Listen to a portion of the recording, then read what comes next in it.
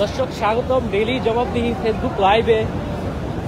আমি এই মুহূর্তে আছি কেন্দ্রীয় শহীদ মিনারে। আজকে শিক্ষকদের যে আন্দোলন, সেই আন্দোলনের চতুর্থ দিন চলে। চতুর্থ দিনের মতো তাদের যে 3 দফা দাবি নিয়ে আন্দোলন, সেটা কিন্তু এখনো চলমান রয়েছে। তাদের যে 3 দফা দাবি, সেই 3 দফা দাবি এখন পর্যন্ত সরকার মেনে নেয়নি। সেই কারণে তারা আজকে ঘোষণা দিয়েছে তাদের যে 3 দফা দাবি, সেই 3 দফা দাবি যদি না মেনে নেওয়া হয় তাহলে তারা শাহবাগ ব্লক করবে। এখন সরাসরি আমরা কেন্দ্রীয় শহীদ মিনার থেকে তাদের আন্দোলন দেখানোর চেষ্টা করছি।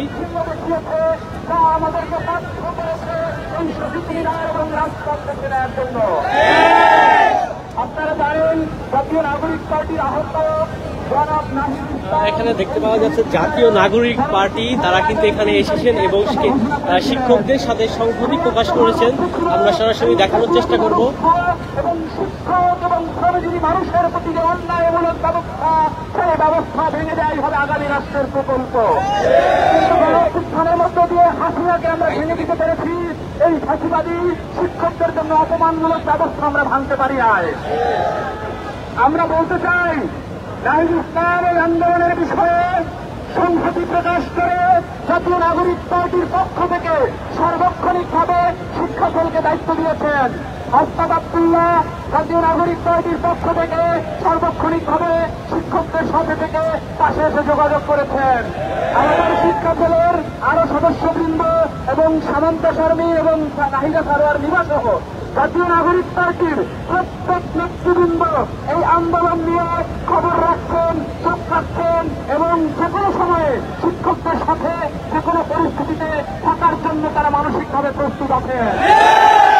জাতীয় নাগরিক পার্টির পক্ষ থেকে বাংলাদেশ সরকার এবং বাংলাদেশ সরকারের শিক্ষা মন্ত্রণালয়কে স্পষ্ট বার্তা দিয়ে বলতে চাই, আজকে দিনের মধ্যে যদি আপনারা শিক্ষকদের দাবি মেনে না নেন, এই আন্দোলন কি হবে সেটা আপনারা কল্পনাও করতে পারেন না। ঢাকা শহরের প্রত্যেকটা স্কুল কলেজের শিক্ষার্থীদের সাথে আমাদের আলোচনা হয়েছে। আজকের মধ্যে দাবি মেনে না নিয়ে সারা বাংলাদেশের শিক্ষক এবং শিক্ষার্থী শহীদ মিনারে এসে হাজির হবে।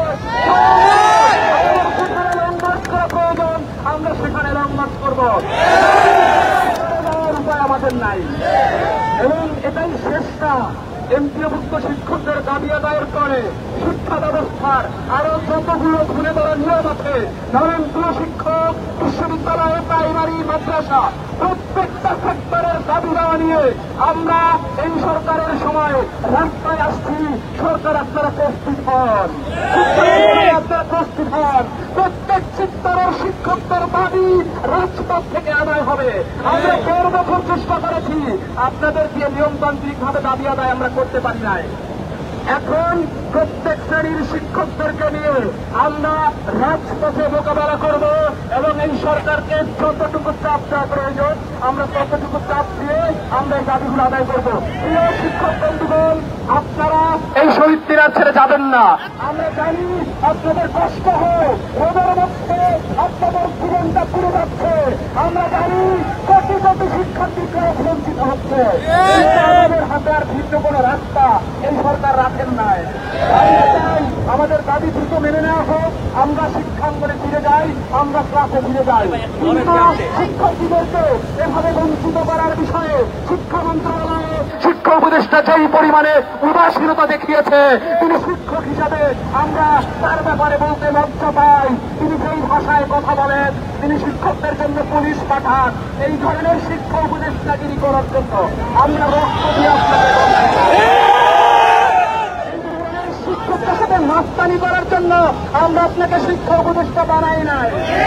মাস্তানি করতে হলে এই জনগণের ট্যাক্সের টাকায় থাকা জনগণের চেয়ার ছেড়ে দিয়ে গিয়ে মাস্তানি করে। একটা কথাই বলতে চাই, আমাদের এমপিভুক্ত শিক্ষকদের দাবি আদায় হওয়া ব্যতীত আমাদের আর কোনো যাওয়ার জায়গা নেই। কোন ধরনের কোন নেগোসিয়েশন, আলোচনার টেবিলের রাস্তা শেষ হয়ে গেছে। এই দিন তারা শিক্ষকদের রক্ত বেরিয়েছে, সেই দিন